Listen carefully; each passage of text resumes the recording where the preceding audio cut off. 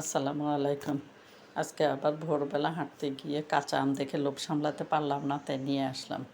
আনি piece piece করে হলুদের গুঁড়া লবণ দিয়ে মেখে রাখলাম। তারপরে আমার বাসায় অন্যান্য আচারের অনেক তেল জমা হয়ে গেছে, ফ্রাই প্যানে ওগুলি দিয়ে আমগুলি দিয়ে দিলাম।